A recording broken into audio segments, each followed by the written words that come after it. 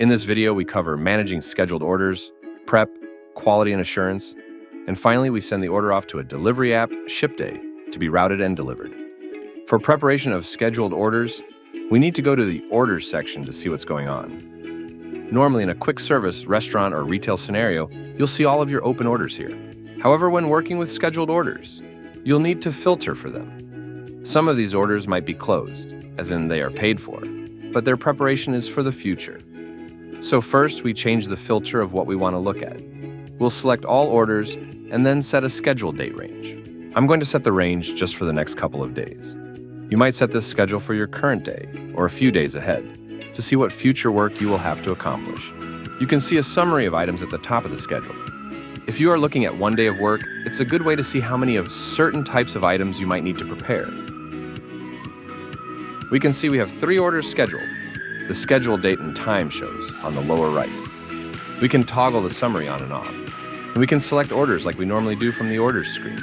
Now we will look at the order we set up in the last video. This order needs to be sent off to the kitchen to be prepared. And we also need to print labels for these items. Pressing the fire button sends out the tickets to different prep areas with the information about what needs to be done. If you have multiple print locations, it will send to all of them. And if you have a manifest printer, it will print out a complete transaction list of items to that as well. You can see that once the items are printed, there's a print icon and a time. Next, we'll go ahead and look at it from a grouped level just for convenience. We can then print out labels for each item individually, or we can press the Print Labels button. If we have multiple items that are similar but different, for example, a special-made hamburger that has notes for it, we might print labels out individually and affix them to the item. If the items are not unique, we might press the Blueprint Labels button over on the right here. And finally, we would probably end up reprinting all labels if we put multiple items into one container. We can then affix those labels to the outside of the container for the quality assurance member and then later the driver, who both scan them for order and delivery verification. We've now moved over to the handheld device that will be used to scan the items that have been prepared, then labeled. This will ensure all items are confirmed for the order to be delivered. We can use the filter different ways. Here we can find our order by pulling up catering orders, and then find the order we need to scan labels for. After we select the order, we see the card at the bottom. Here we can choose to act as a prep agent or driver. We will start as a prep agent. This enables the scanner.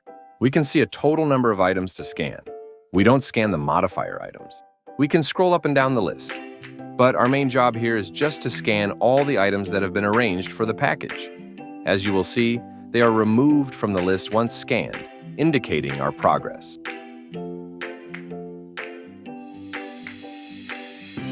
I have a list of these serial numbers that we would normally scan. I'm going to copy and paste them into the scanner to simulate the experience for you.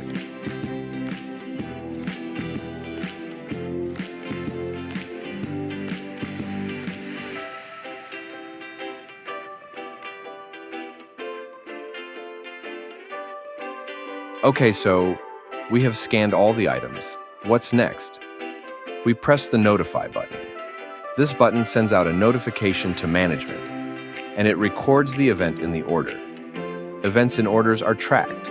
For example, when your customer uses the link from their payment request email or text message, we keep a record of that. In this case, an email goes out to management, and a message is recorded in the messaging system.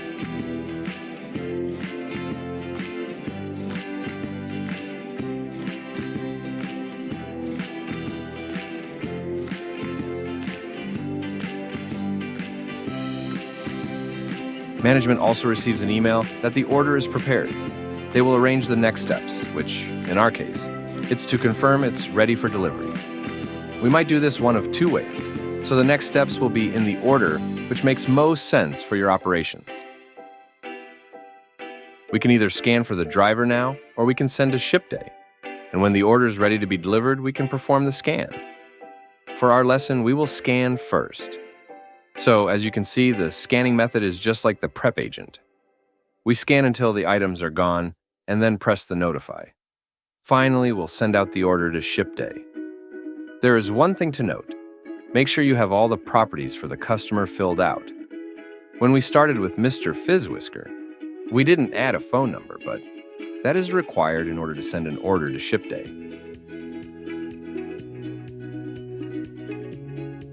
Just like in the prep agent process, the email goes out as well as a confirmation of the driver agent's work. Our last step in this video is to send out the order. From there, it will be handled by ship day for routing and delivery.